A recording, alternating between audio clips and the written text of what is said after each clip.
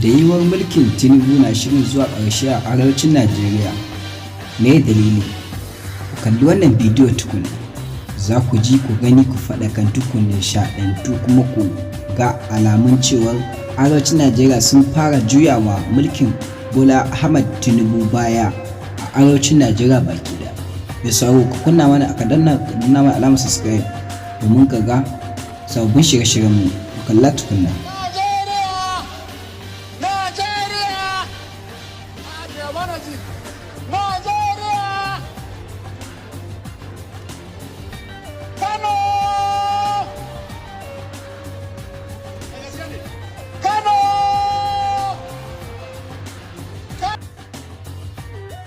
Na san mai sauro kaɗan daga cikin bidiyon mawaƙi a arewacin Najeriya wato da aka masa lakabi da Dauda Kahutu Rarara, da ya gabatar da show ɗinsa na ƙaddamar da takarar mulkin Bola Ahmed Tinubu na 2027 da yake shirin gabatowa.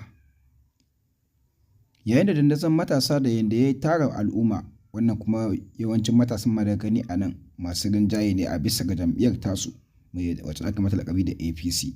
Duk wanda gani a wannan wajen taro babu shakka ɗan APC ne, wanda kuma ake magana Kano suke ta'abba gida-gida, sannan kuma ake magana kan Najeriya suke cewa kowa ya shiru, wanda hakan ya nuna cewa tabbas zai alamu yana cewa hatta 'yan APC ɗin da ke arewacin Najeriya ma'ana especially Kano ba lallai da yiwuwar su ƙi zaɓar Bola Ahmed Tinubu ba da ke bugan da kowa yake karɓa. Wanda wasu ke ganin hakan yana nuna cewa rana ce ta yi, suna ganin cewa ai kowa a lokacin aimace yake, shi sa ba su samu damar ansawa sun ce sai Tinubu ba. Wasu na ganin cewa tabbas kan arewacin Najeriya idan su ya fara budewa duba da sace-sace da ake yi da kidnapping da 'yan bindiga da suke addabi arewacin Najeriya baki daya, shine kowa ya fara shiga taitayinsa. Tun sau kafin dugun zama cikin shirin wanda ku dawo kuta wani alamar su suka dawa kamar sharing domin samun sabbin shirye-shiryen mu.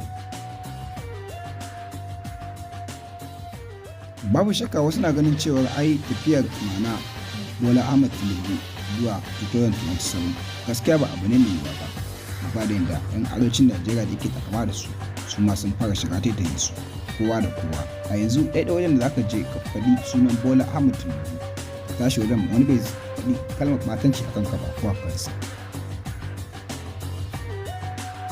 Wanda suke cewa ma'ana da na gaba ake gane jirgin rijiya. Wasu na ganin cewar ai Bola Ahmed Tinubu ta kai mulkinsa a arewacin Najeriya da tabbas da zo ƙarshe. Ba da halin yanzu kuma 'yan bindiga wanda suka fi kama ma shine 'yan mana da talakawan yanzu sun fara himmatar manyan ƙasa ma baki daya, wanda kwanan nan ake ba da bidiyon wasu manya daga cikin APC ma baki daya, wasu matasan wasu tsofaffi guda biyu wanda ake musu takara aka yi rukuwa da su har aka siya musu magani a can wajen 'yan bindiga suke faɗin cewa tabbas su ma sun taka wa gani wajen ganin mulkin Bola Ahmed Tinubu ya zama shugaban ƙasa, da kuma hakan kuma yanzu halin suna hannu.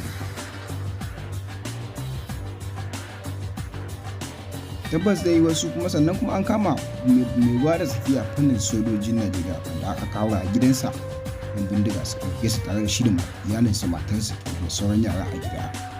Tabbas dai Bola Ahmed Tinubu mulkin sa gaskiya ba kowa ne yake shirin zaɓarsa ba, da kuma ba iya arewacin Najeriya matsalar take ba, har can yankin dangin nasa mana yankin kudu kowa da kowa ya zama makiyinsa a halin yanzu a cikin Najeriya.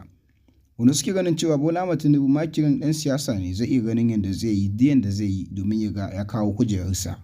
Wasu na ganin cewa akwai mayu a gabansa irin su Atiku Muhammad da Peter Obi, duk da dai an ce Peter Obi da Atiku za su iya mana yiwuwar ganin a cikinsu ake daya ganin takarar zai iya cinyewa. To mai sauraro a kace ganin tsakanin mutum uku na su iya nasara a wannan zaɓe da yake gabatar 2027, Atiku ne ko kuma Tinubu ne ko kuma Peter Obi.